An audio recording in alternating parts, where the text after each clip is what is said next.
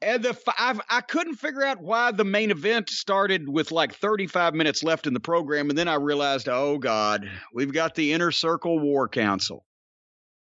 Again, as I just have to bring it up every week, why are the paid fans so happy to sing the Heels' song?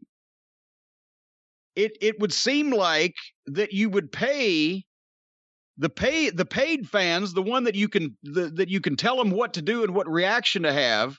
They should be booing the heel, and the ones up in the stands can sing it, but they encourage the people to sing the heel song by having the paid employees having a wonderful old time singing it on the floor. They are ridiculous. Maki Ito was having a great time singing her song and her arms are going. She is nothing compared to Billy Gunn's kid, who's just, he's in the camera, he's all into it. And the other women there, they're always like turning to each other and singing to each other. Yes. I'd like to see some type of home video of some of these women turning to each other and doing other things instead of singing Chris Jericho's song. They have such energy about it. I wasn't going there, but well, they're so energetic. It might be entertaining. Because they look like they were literally at gunpoint. They've been told, unless you look like you're fucking singing for your lives, you really are singing for your lives, we're going to shoot you. Come on, don't you think if one of those young wrestlers at ringside, some who work there, some who want to work there, but maybe doing, AEW Dark or whatever, if one of those wrestlers at ringside did not sing along vociferously, don't you see Jericho going over to them after they're done saying, hey, what the fuck? Why aren't you singing my song? You're never going to make it in this business. You know that would happen. All right. Well, spoiler alert. We said, I didn't even ask you to pull this clip because people can go back and look at it or look for it on YouTube, or they can listen. They heard it on the program, but it was last week. Okay. Inner Circle War Council after the revolution, right? They're doing it already is what we said. And we said that either MJF will take over the Inner Circle and oust Chris Jericho, which is what it's looked like would happen, or they would pull a swerve because everybody has figured that's what was going to happen, and the swerve would make absolutely no sense. Well, they chose column B. Brian, did anybody see this coming? Did anyone see MJF forming his own group with the guys that he formed his own group with? No. Well, yes. Did anyone see that coming? I don't think so. No, because it makes no fucking sense. The whole goddamn issue has been, we have not seen MJF have any interaction with anybody in his new group. We have seen him trying to pull this shit, and Sammy Guevara being the guy that was trying to stop him, and then Sammy getting on Jericho's bad side, and then Sammy quitting, and then MJF and his boy Wardlow trying to infiltrate the other group to maneuver them away from Chris Jericho. We have seen no interaction whatsoever between MJF and any of the other people in this new group that suddenly appeared. And what was MJF going to do with the new group that he had when he supposedly believed that Santana and Ortiz and Hager were already on his side and they were going to jump Chris Jericho when he asked them to? If they had jumped Chris Jericho and beat him up, would MJF then have said, okay, now you three guys can join me and these other five guys because I've already got them lined up? What the fuck is going on here? You have a point, but I think we should probably talk about how we got to that moment at the end. Well, I'm sorry. I am jumping ahead, and I'll hit the high points. They play the music, they come out. Jericho says it's time to make changes in the Inner Circle. We may even need to add a new member. MJF says, no, I think we need to let someone go. And then before MJF has the time to fully kick Jericho out, Sammy, his music plays, and he comes out and plays a tape for Jericho of a hidden camera that he has planted, that where earlier in the day MJF talked to Santana and Ortiz and Hager about bailing on Jericho, fucking him, and letting MJF run the thing. And when that tape plays, then MJF shits in his pants. But he said, hey, get him. And they turn around and they don't get him. They stand next to Jericho, so the inner circle is all whole again with Sammy, except for MJF. But Wardlow's not out there, which seems like Wardlow would have been out there with MJF, but that would have gotten in the way of this fucking story that they're trying to shoehorn down our throats. So then, when now the inner circle is turned on MJF really shits. They've known it all along. Now they're going to they fire him and they're going to beat the shit out of him.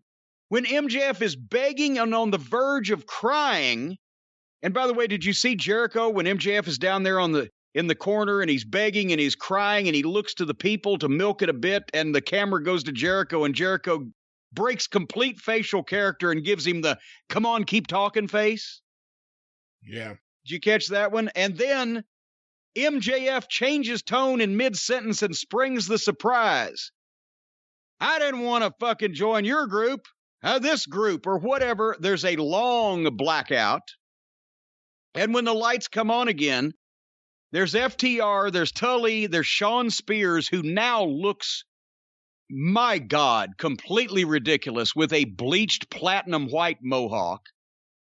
And Wardlow, and they're MJF's new group, and they jump the inner circle. So now apparently, besides the fact that we just had a guy switch heel in fucking Seg 6 or 7, no, actually, Seg 9, right before this one. 9 or 10, however many segments they got. Scorpio Sky just switched heel. Now we've got a big fucking 5-way turn where apparently, I guess, Jericho, Santana, Ortiz, and Sammy, 4 at least, are now baby faces. I guess, correct, right? Because MJF turned on them and had a bunch of other heels beat the shit out of them. I think this was the babyface turn of every member of the inner circle, yeah. So they picked up 1 heel and then they lost 4. So they get big heat. They handcuff Ortiz and Santana. Tony Schiavone calls MJF a turd. This time, they beat these guys unmercifully. They're hitting them with shit. There's bats laying around. They're handcuffed laying in the ring. Nobody comes anywhere near it. In the previous segment, there were 5 referees on site instantly to save a guy from a heel hook, but not from felonious assault by a fucking street gang. You've got to establish logic in your fucking show and stick with it. If somebody comes all the time when something like this goes on, then you've established that somebody's going to try to do something about this and there is some jeopardy. And then you concoct a reason why that nobody can come once. And then for the next couple of years, you don't use that reason again. But you can't just, one segment, there's 5 people there instantly to break up a goddamn illegal hold, and the next time there's gang warfare going on in the streets with fucking bazookas, and oh shit, we've already changed.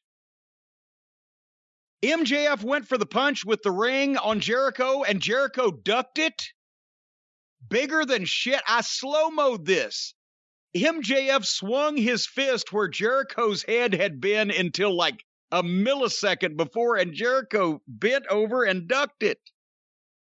And went down and got juice anyway. So he got juice for a punch that missed. And then MJF hit him with a bat, and they carried Chris Jericho to the stage. And they set him up for a Wardlow powerbomb. And Wardlow powerbombed Chris Jericho off the stage onto an inflatable crash pad.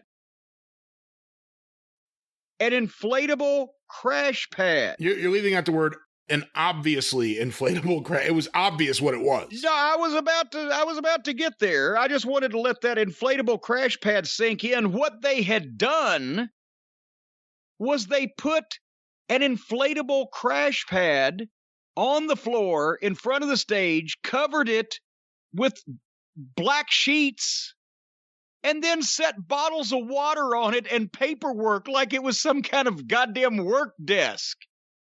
But the problem is, when Jericho hit that pad, and the announcers are screaming, "Oh my God, he's been thrown through a table." And Jer said, "But the concrete floor was there to break his fall." No, it wasn't. Because it was obvious, besides the fact there was no table breaking sound, besides the fact that there were no tables that broke, you know the noise it made? Poof. Another poof. Whether it be poof when the exploding ring blows, or poof when a guy gets dropped on an airbag. People that are in fucking head-on car wrecks and the airbag explodes take more fucking abuse than Jericho did from that powerbomb, because the airbag's closer and is hitting them in the face instead of vice versa. It was an inflatable crash pad. They didn't even try to hide it, and they replayed it twice. Would it be, I know in television or in movies, when a guy gets thrown off a building or whatever, that he's not really thrown off the building. But if a movie or a TV show were to show the actual crash pad that the stunt man lands on, and it went poof right on screen, would that not be called an unprofessional, shitty television or movie production? Would it not? Yeah.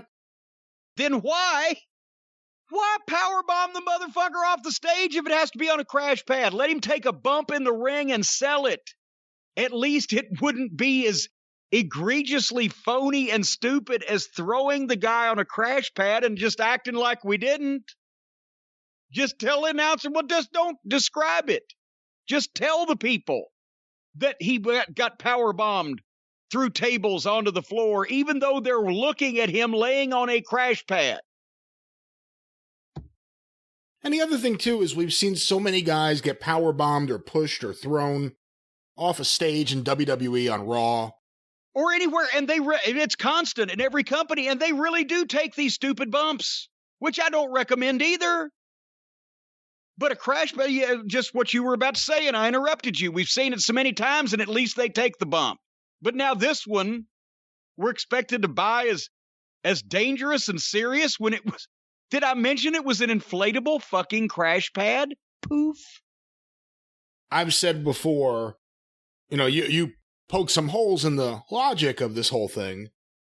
I hate lights go out. I hate handcuffs. There's been at least 3 instances of using handcuffs a month for the last several months in wrestling. And the lights going out and coming back on it's like I said before, it's the worst thing Paul Heyman introduced to wrestling. Yeah. Because it makes no sense. Who's in cahoots with the lighting guy? Why does the lighting guy still have a job after the last time?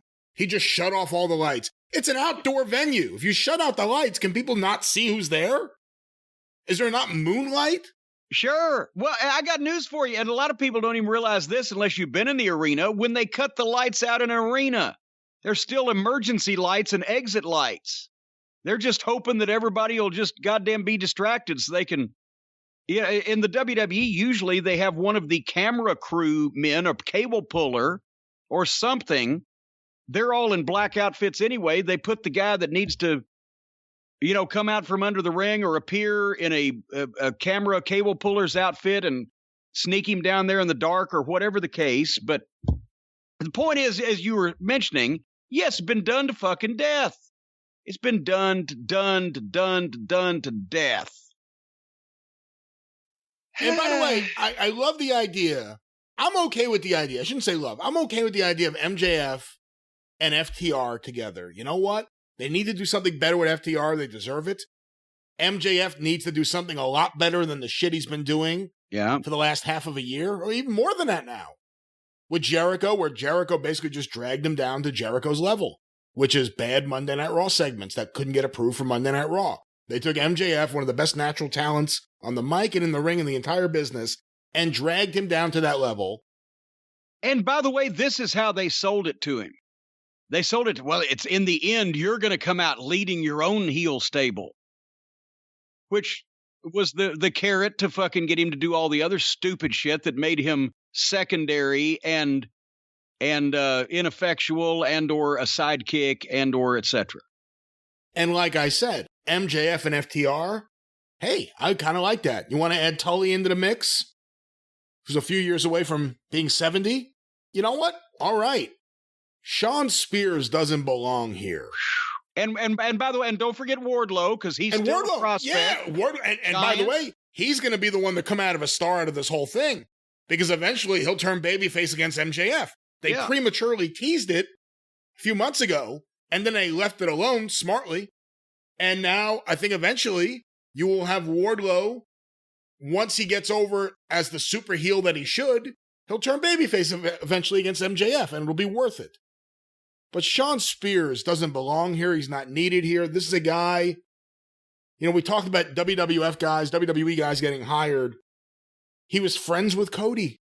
He was friends with those guys. They brought him in. He got his very short program with Cody, and then he's been doing nothing ever since. The chair shot heard around the world where he actually busted Cody open on for real, accidentally, and then they had to come out and say, but the chair was gimmicked. It wasn't his fault. It was just an accident. Instead of saying if he dies, he dies. So that neutered Spears right there. Yeah, they did that, but with the ring not blowing up, they could say, Kenny drew something in crayon, so it didn't work. Yeah. They could work one thing, but not the other. But Sean Spears has done nothing that anyone has cared about since that time. AEW fans don't care about him. And I'm not trying to put the guy down personally, but just in terms of roster, in terms of who we're using for different spots, Sean Spears, in my eyes, and I know the boys like him. That's the thing. The boys like him. The boys like, he's great in the ring. He doesn't bring anything to the table in terms of getting fans excited, and he hasn't. And now he has his, I think, third different look since he's been there. He had the black glove. I don't even know if they're still doing that, because that was shown on TV, and then that went away. Yeah. The only thing... He's had another look. He was the Invisible Man for quite a while. The other thing, he's been off TV for a while. Someone posted a picture, and it made me think this would be an interesting little twist. If they're insisting on using Sean Spears here, and again, out of all the guys you have in that roster, there are so many better picks to use here for an MJF heel faction than that. But remember when the pandemic first started, you would see MJF and Wardlow and Sean Spears and Tully gambling on the matches at ringside. It would be an interesting drawback to that, or playback to that, if you said, at one point MJF bet him, I bet you I could mess up Chris Jericho. I bet you I could fuck up the Inner Circle.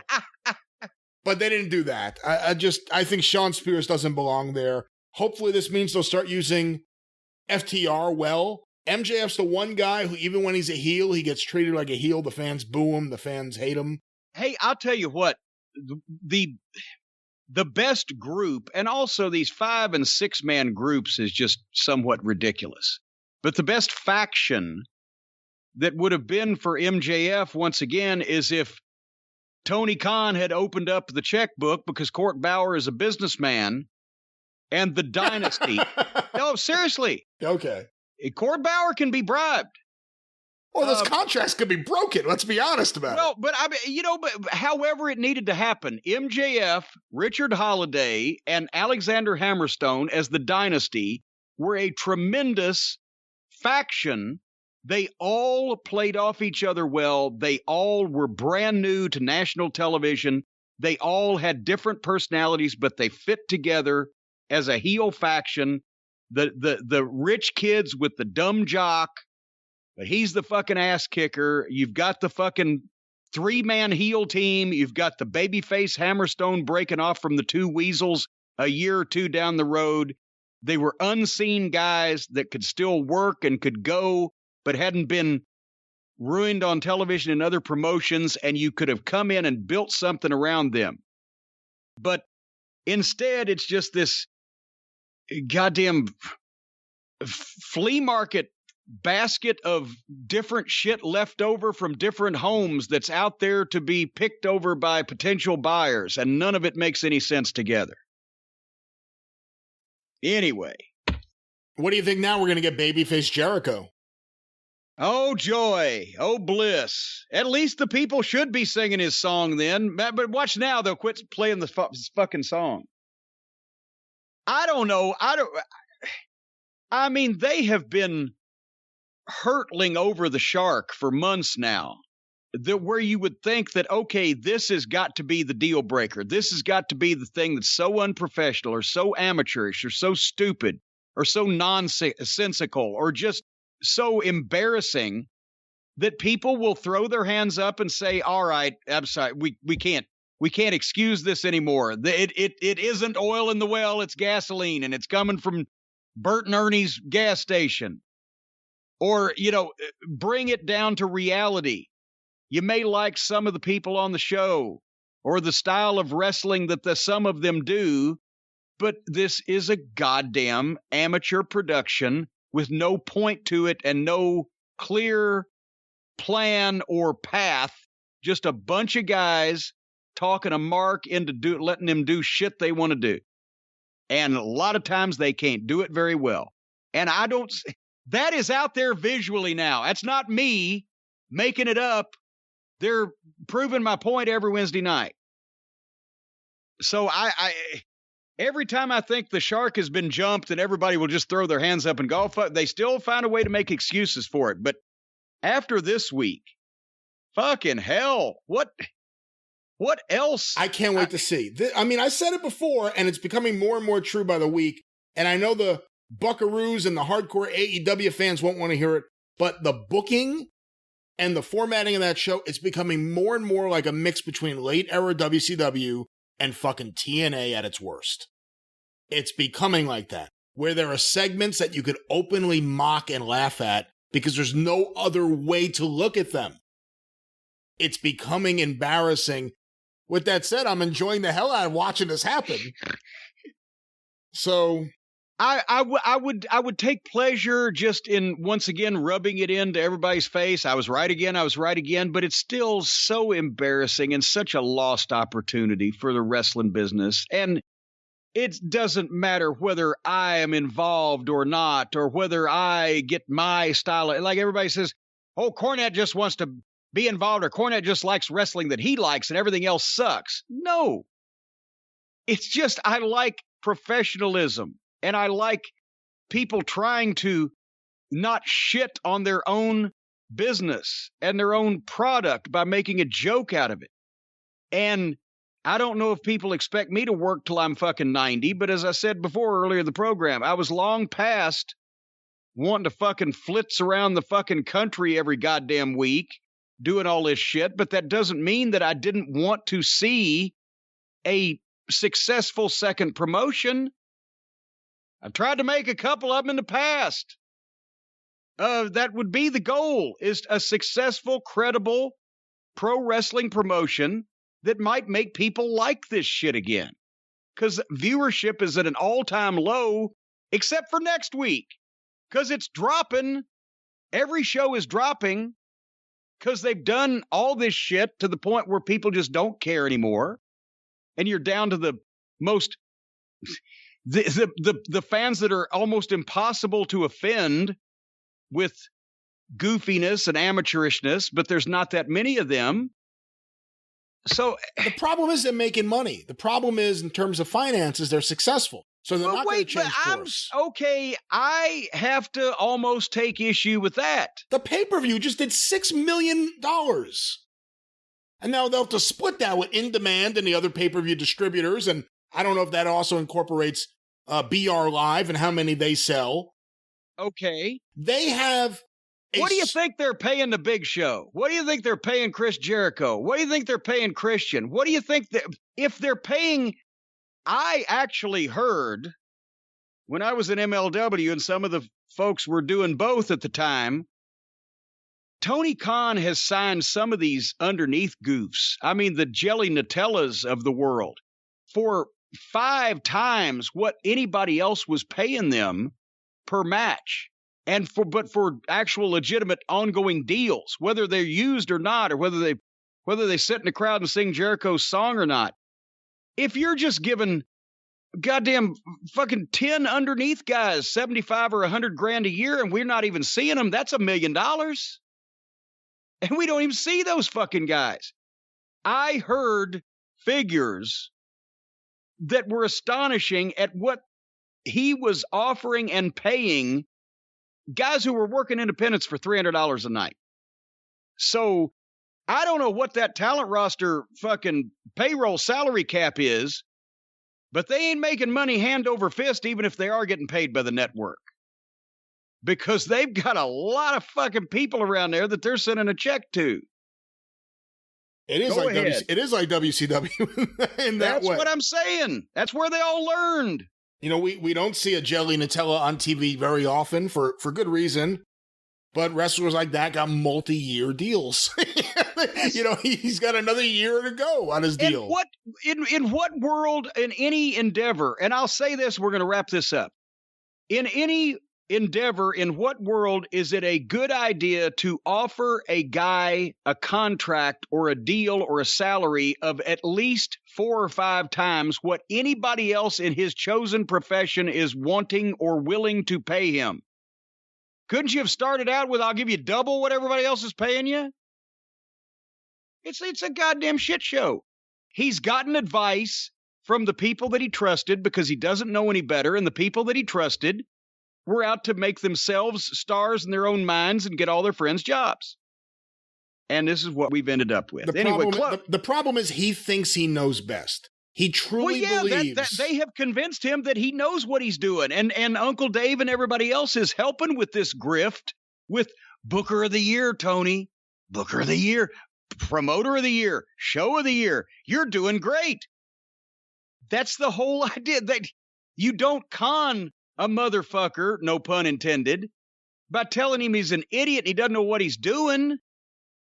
You con him by buddying up to him and fulfilling his dreams of having wrestlers say that he's great and knows what he's doing and he's doing a wonderful job. And then he will continue giving you more money than anybody else in the world would ever possibly consider giving you. Because he don't know any better.